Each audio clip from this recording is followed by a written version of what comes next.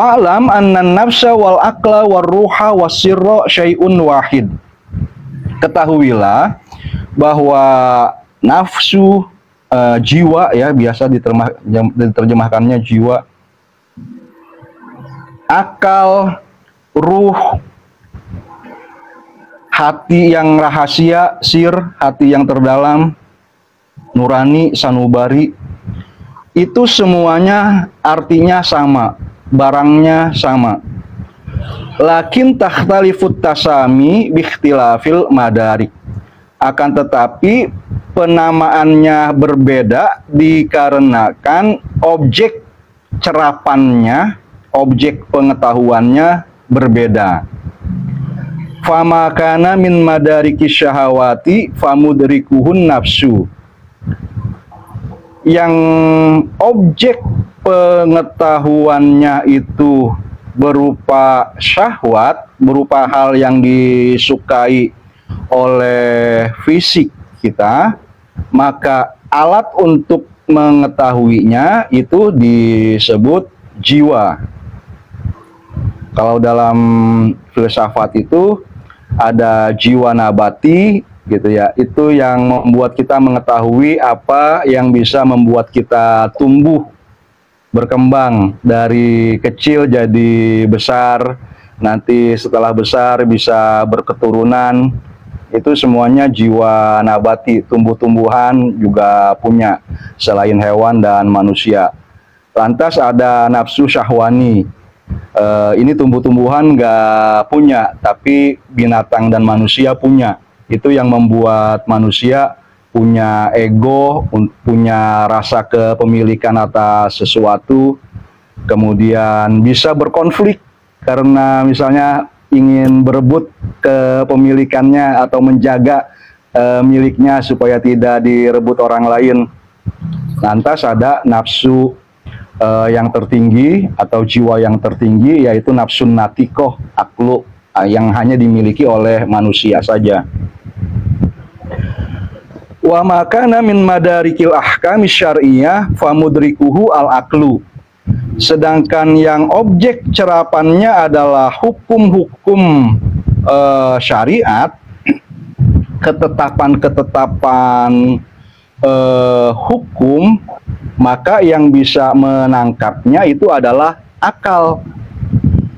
Jadi binatang itu kalau dari aksioma ini bisa dideduksi mereka tidak memiliki pengetahuan tentang kuliat, tentang konsep-konsep yang universal.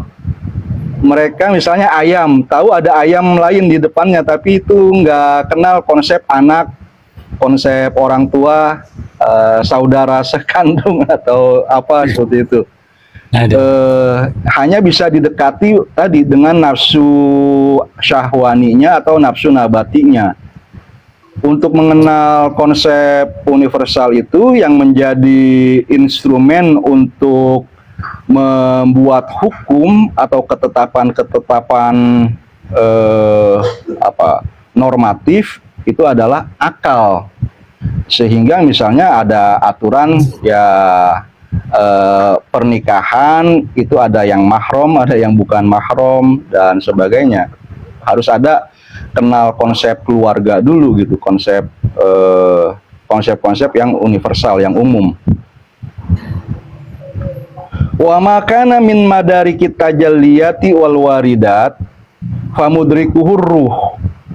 Sedangkan jika objek-objeknya itu adalah tajalli, penampakan atau manifestasi kuasa dan keindahan Allah, serta bisikan-bisikan spiritual ke dalam hati, waridat, maka alat untuk mencerapnya itu adalah ruh. Wa makana min madarikit tahqiqati wat tamakkunat. Sedangkan jika objek pengetahuannya itu adalah kesejatian, gitu ya, pengetahuan-pengetahuan yang hakiki, yang mantap antara manusia dengan Tuhan, famudrikuhu asirru, maka instrumen yang mencerapnya itu disebut sebagai sir, sanubari. Wal mahallu wahid, tapi sebenarnya tempatnya atau ya entitasnya itu sama saja, maujudnya sama saja, maujud yang immateri. Ya kalau tubuh kita ini materi, bersifat fisik gitu ya, itu yang bisa dicerap oleh indera kita.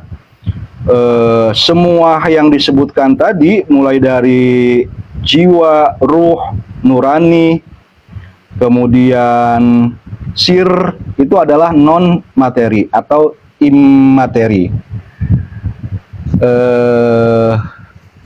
Ya bagaimana, apakah dia bersatu dengan tubuh kita ini gitu, atau dia non materi?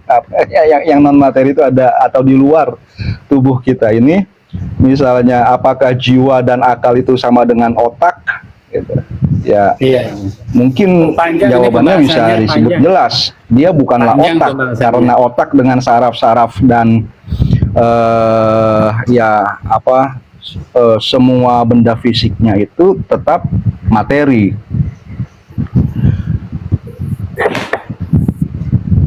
Wa ikhmadu syai', pudar atau redupnya sesuatu, khofa'uhu ba'da zuhurihi, tersamarnya, tersembunyinya sesuatu itu setelah dia nampak, setelah dia jelas dan terang.